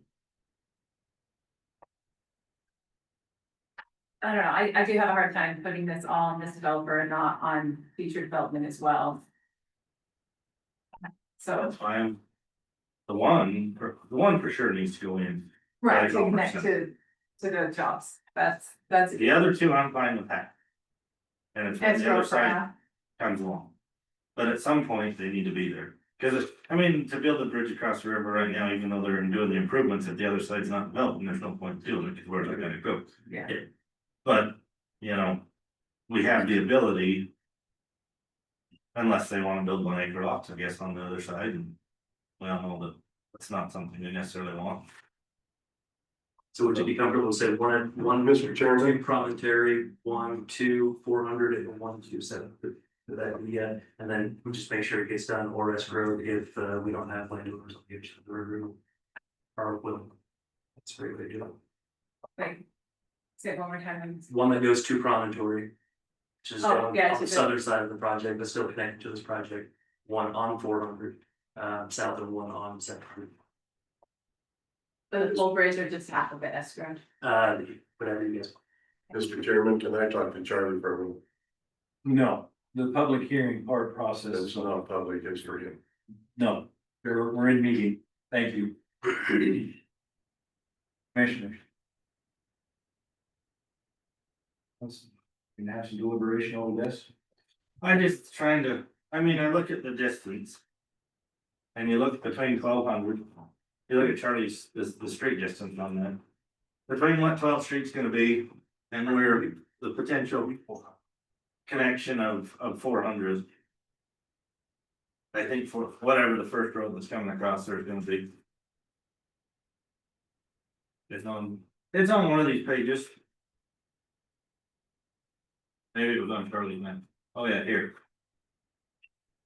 So you look at the distance here, map on page 7. Between where 12th Street is now and that first crossing, that's a lot of river.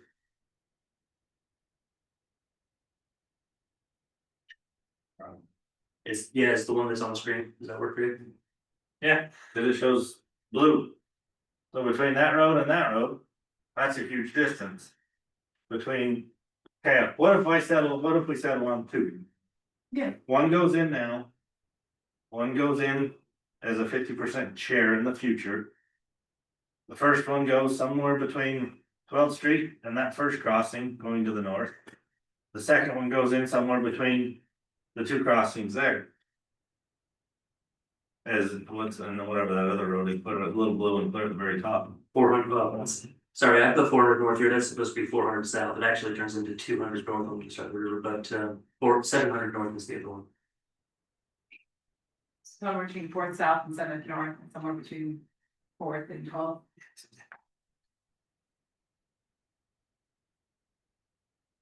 So the one between 4th and 12th would be 100%. Right, and then the other one would be 50%. Yep. She got a lot of corridor there. And you're gonna want some connections. If we continue to build out, like we want our street cross sections with the pathways and everything else. We've gotta have some way for the pedestrians to get across. The roads and not all the time, you know, do we wanna see them go adjacent to the traffic? Look at the Riverdale. Yeah. They've got their, well, granted, it's not by the traffic too much, but. I mean, you could walk across the. I don't know.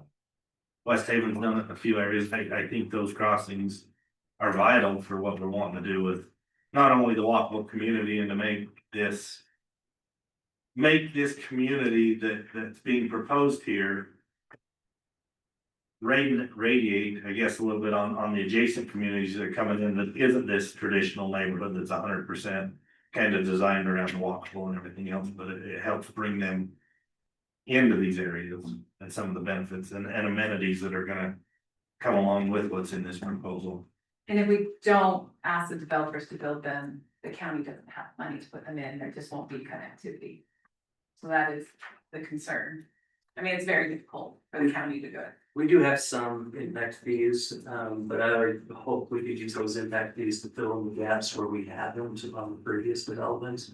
Along the road, be nice to be able to hold that and developers bridge the divides. Thank you for bringing that up. I'm really surprised that I let the development agreement get far enough and have it in there. I know we had it in a different version. I know it wasn't smoking something, I knew we talked about it at some point. So, do we wanna hear, do we wanna speak with the developer about this? At all? Anybody interested in hearing what they have to say? In my mind, it's our deal. Well, We can ask, they can say no. Or they could say they'll do more. You just added 10 more years to Jeff's. I guess I need to clarify, Jeff, you do not look like you aged 10. It was just a picture, it's 20. Yeah, after Brent's comment, it's 20. okay. I like us discussing it now rather than, I mean, we could table it and ask for further discussion, but I'd rather move the process on it for everybody's sake, but. I mean, I'm not opposed to hearing the applicant's thoughts, but it's not required either. If they want them to be, I'm not saying you can't compete to them, but I kind of feel. Somebody like, yeah, this is what we want. Now's the time to ask for it. Hey, look, I like the 3,000. Thanks, Charlie. Sorry about that. I think, I mean. For us. It's probably $1 million bridge. Which is not insignificant. Especially given that there's gonna be the crossings where the roads are. For us, what's hard is it's because of the level of development we're doing. It's already more expensive than a typical subdivision. So being required to bond or give escrow. I don't know, I mean, obviously it doesn't feel great. I understand the reasoning you're asking for it. It'd be nice if we could redirect some of the impact fees that, the project gets into paying for stuff like that, maybe. I don't know if we talk about that after this, but. We understand the importance of having pedestrian connections. We also, it's hard to feel comfortable agreeing to something that just feels like a big. I feel like we're already improving so much, we're giving so much of the open space. So I don't, this is a weird forum to do this, we don't want you to table this. But. Yeah, this feels strange to have this come, I have a possible suggestion. I know Black Pine, there is connection, the commercial development, what is it called again? Traumatory is probably very interested in having a bridge to connect to the residential. And the county and the schools, all the infrastructure have given a very significant TIF. And so asking them to put the bridge in is probably something they would like to see. I don't care who puts it in. Between the two developers, you guys do have to make promontory do that. But I think it needs to be done. I don't know, to say that. This is a weird form, I thought it was in there. I was checking, just double checking, because that was something that through all these work sessions was discussed. It was in one version and now it's not in this version. And so. Just making sure that we're getting what was discussed in our meetings. Said again, I don't see a reason personally that I would make a motion to take what we want or we don't. And whether it gets approved. Okay. We're just around budget money. Work session. They can negotiate it out with them upstairs. And if they want to negotiate impact fee, all that stuff, that's for. The others to decide, Right. Not our decision. We just wanna see the connections, at least in my mind, I wanna see the.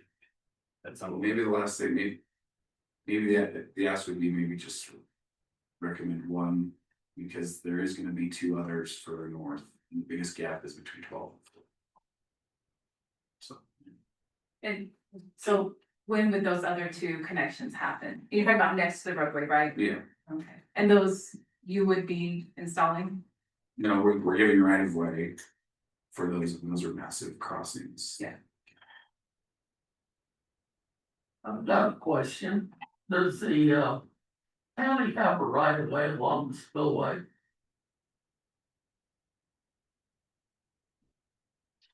I have to check on that. Just curious because, Is that the cutoff? you could put a bridge there in the future. I think that'd be the ideal location for it. I Say think, again, I think it'd be the ideal location for a bridge right there. And yes, we do have a road right away just adjacent to it. I think it's a right of way or easement.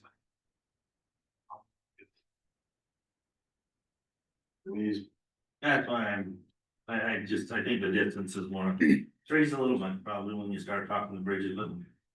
Yeah, at least this is my opinion, as this continues to grow, just like the state, of then road bridges are gonna be very expensive. You're gonna see a ped bridge long before you're gonna see a road crossing. Even though the road crossing is so much needed, as we seen last year when they closed the river bridge on 4700. How fun that detour was to go around all summer, so. Charlie, as a planner, ideally, what would you like? My original ask was 3. That's all, no, thanks for sure. I guess we can meet in the middle, and say no ped bridges, but put a road bridges. Like you do the ped bridge. Another 10 years. Was that another 5 years? It could just be a big ped bridge until the road comes. Commissioner Edwards, I support your, if you made a motion with 3, I support it. 4, 1.5 as well. You ready? I'm ready to make a motion. I'm still leaning on the fence of which way to go with this thing. I'm still torn on the.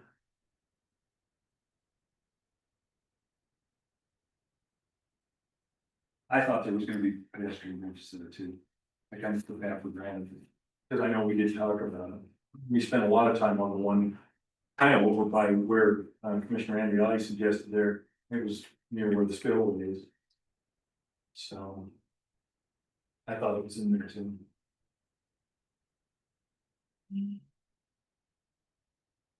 Okay, commissioners, I'm gonna ask for a motion. Good, bad, or otherwise.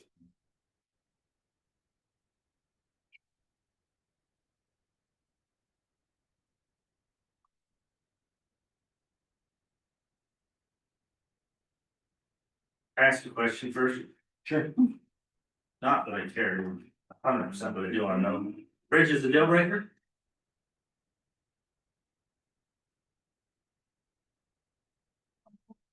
I know it doesn't matter, I'm just curious. Cause maybe that'll change the way I make my motion. It makes it hard. I don't have to make a denial if it's a deal breaker. And we may want to remember the planning commission's role is not to look at finances. Fine. Dollar amount doesn't matter to me. But yeah. They're gonna do it. Group and they all do it and they'll wait. I make one. Charlie, I apologize, but will you, just restate really quick the other items that we need to make sure is in, the motion if it's a positive recommendation? Not everything else, is in the development agreement as is. Okay. I don't think there was any. I thought you mentioned a couple of things, but. We didn't have any conditions. We worked this one out pretty thoroughly. Yeah. Right. Condition on the development agreement. Yeah. Never mind, thank you, Charlie. 2. I'm good with 2. One has to go in because of the commercial and one has to go in because of the residential, so I mean, it's good. People have to get that. Charlie, on our future trail map, do we have anything along the Little Weaver River covenant? Yes.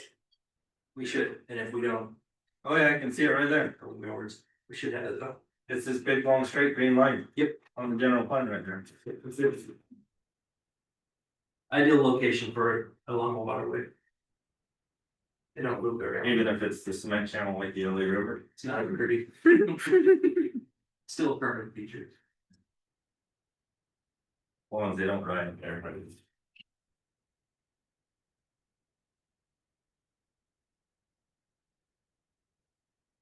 So if that's the case, that's the connection, that's where two of them could come in. No, finances isn't something to, planning commission should consider, and it kind of sounds like it might come down to finances, but. If we were to, I think our current trail impact fee. It's gotta be close to $1,500 per front door, over 3,000 dwelling units, that's 6 million. Or excuse me, that's what was it, 3 million, which could help pay for that, and so. Like the developer asked if we did some kind of a development credit to the developers. Benefit or to developer credit, I guess. These bridges serve well way more than their project, so if you want them as a gift, you can ask them as a gift. The developer can figure out what they want, he wants to do the development. We can require them to go in and give them some credits, or not. But that's not our place to make that decision, county commission's gotta make the decision on giving them credits. Yeah, I brought that up because if you're thinking 3 or 1.5 or half. I think We say two, and then the county commission can decide. Between the county commission, the developer and the adjoining properties, Yeah. they figure out how to make it work. We're here to say this is necessary for development. Fair. Okay.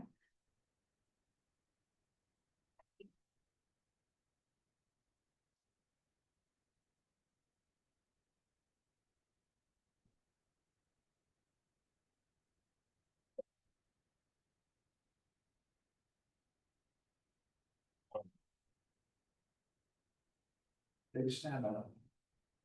Well, I don't know which way I wanna go yet, I'm still. Well, what's the concern? What are you thinking? Just, are we? Like I stated before, when I look at those principles, you know. Yes, it's compatible with the general plan. Adjoining properties.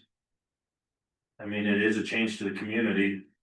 But I guess that's one of the benefits, a lot of there's a few neighboring properties and we should consider that, but. A lot of it's the river and it's kind of all. In its little area, and that's what makes this probably so unique. Adequacy of services. I mean, that the developer knows there's a lot of services that's gonna have to go in to make this work. Getting sewer trunk lines and different stuff like that in, but that's not necessarily, I guess. A huge concern of mine, because, I mean, if they wanna do it, they're gonna build it, kinda like the bridges, if they wanna do it, they'll build what we ask. Trying to think what the other three were, Charlie, you had them pulled up for me. Sorry, Brent, I would say the commercial area has already been approved. And if they don't live here, then they will be contributing to traffic and disrupting that's the fine. neighborhood. Traffic mitigation, And which so where jobs are already there, housing next to the jobs. I agree with that one, is that's a good, significant. that and where, there's a lot of stuff that was done through the street cross sections, the walking community. There's some traffic concerns that are gonna be outside of our control with the two big state roads in the area. I think the environmental considerations. There's gonna be a lot of those as we work through here and, as we look at the river corridor and some of the stuff in the development agreement that's. Gonna require some significant studies to done on the river corridor and hopefully some. Benefits to come on that corridor that's gonna protect that or future mitigation. Along that corridor. Compatibility with existing development. That one's a big struggle with me because, You know, you look at the subdivision we approved just next to this and. Is it compatible? Yeah, it's got townhomes, it's got smaller lots. But overall. I mean, it's kind of it's its own animal in there with trying something different, you know, trying something new.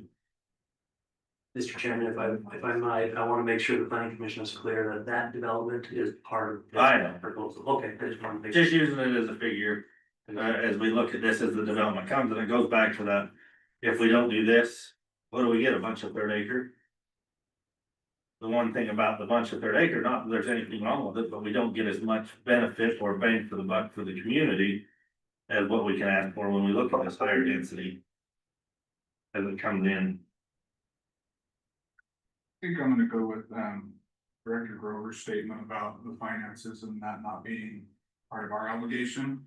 And I'm just gonna say that can be worked out with the commissioners. So that being said, I'm ready for a motion if that's okay. Make a motion if you're okay with that, Chair. You got. You're putting me on the spot. Sorry. I feel, I mean, we don't do it in this forum, but in other forums, we call the question, we discuss this, so. You okay with that, Chair? Go ahead. I would like to motion that we forward a positive recommendation to the county commission for file number ZMA 2024-16 and file ZTA 2024-07, an application for the zoning map amendment, development agreement. And zone text amendment for the traditional neighborhood zone and the Bennet rezone, formerly known as Gibson Farms, a master plan development that will rezone approximately 550 acres of property located within the area. Bounded by 12th Street, 4700 West, and the Weaver River is provided in the planning staff report and based on the draft development agreement and proposed TN zone text attachment. Zone text attached to the staff report with the addition of 2 pedestrian bridges on the river, providing access to the west side of the river. Does that sound descriptive enough, Charlie? Yes. Thank you. I do so with the findings. The changes are supported by the Western River General Plan. The proposal serves as an instrument to further implement the vision, goals, and principles of the Western Weaver General Plan. The changes will enhance the general health and welfare of Western Weaver residents. That's all. Before I ask for a second, I'll ask for. I'll Anybody second. need, well, Amen, hold on, sorry. Does anybody want any clarity to that motion? As long as Charlie gets the bridge part. Okay, I got it. all right, now I'll ask for a second, Commissioner. Second. I have a motion and a second. Commissioner Edwards. Then you call me first.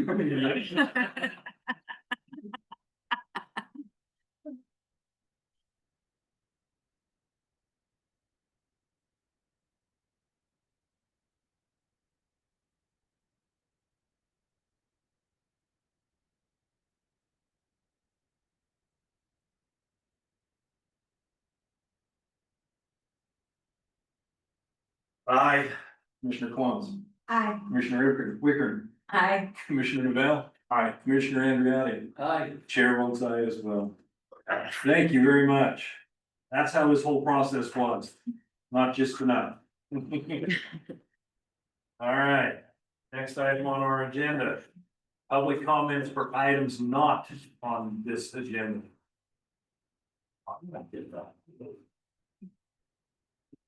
Okay, remarks from planning commissioners, please. Commissioners, I just wanna say thanks. Been a fun ride. I've enjoyed all of it, well, most of it. There's been fun times, there's been some hard times, so the one thing that I can say, we've all had a lot of difference of opinions on different items over the years. And you know what, we've had a lot of good discussion, we worked through it, similar to what we did here tonight. And, you know. We all, even if we differ of opinion, we walk out of the room and we can still be friends, we still have a great conversation.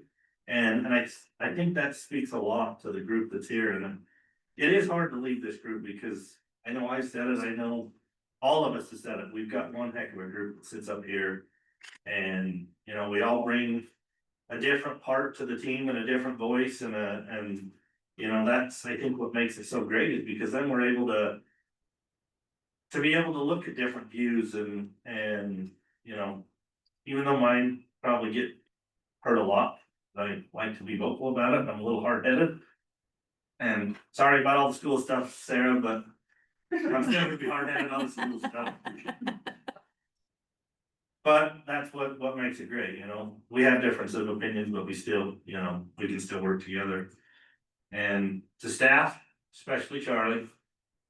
Thanks. I know I beat you up a bunch.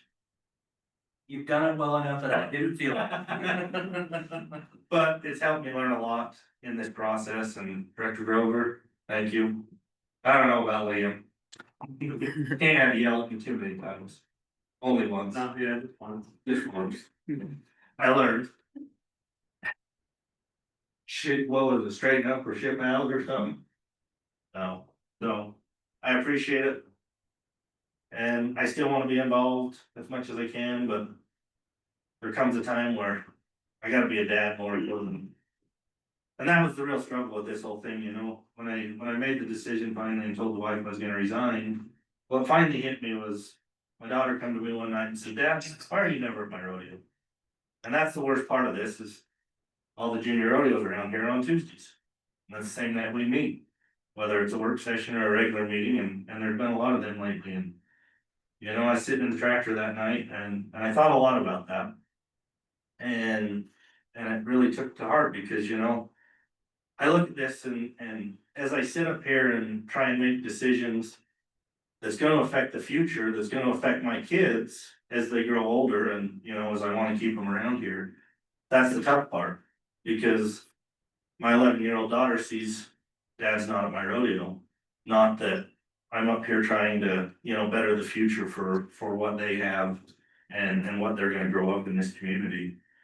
And so that's been my real struggle is that balance and, you know. We've got good people up here and I got a lot of faith in you and trust that it's gonna continue to move forward. And so that's why my decision came the way it was and that it's time to hang it up and. Hopefully someday in the future, about 14 years when the kids are done now, I can maybe come back. If you guys are still here in 11, but of course, with that, thanks, guys. Thank you, Commissioner. I just wanted to say thanks to Mr. Hanson and Ms. Hancock who left for coming, just because I figured we'd have a whole lot of people here. It's been a big topic, but thanks for sharing your views, because we truly do respect that and wanna know where you're coming from, what you feel, so thank you. Anything else, Commissioner? Okay. Director Grover? And I appreciate your deliberation on this and working through the issues. You did it very appropriately for representing them. So thank you, and then you'll be next, Brent. Thanks. Liam? Hey, Liam, you gotta have something tonight. You told me you would. I did tell you I would. I thought about it so long and so hard. How do I convey the message to Brent that really shows my appreciation? But not just how do I convey it, how do I convey it heart to heart? That's the real. And so the answer came to me, I should do it through a poem. Oh, boy. But Brent, from my heart to yours, this one's for you. Okay, actually, it's from artificial intelligence's heart.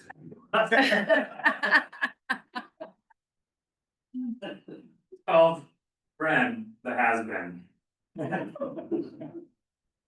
Bren, the has-been of the planning board. For years and years, his wisdom he poured. Many a meeting he made go way too long, writing what he felt was wrong. At dumb ideas, he'd often scoff. It has been now, they'll laugh it off. His insights, once so keen and bright, his absence leaves us in the night. Though times have changed and visions new, his planning has been sawed through. His legacy a winding lane, for this was truly Bren's domain. For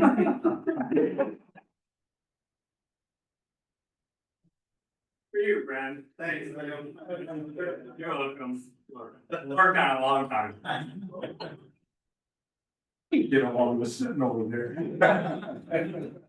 Nice job, babe. That's great. Anything else? Can I make my last motion? You can make your last motion. Motion to adjourn. I'll ask for second. Second. Perfect. All in favor? Aye. The band is officially broken up.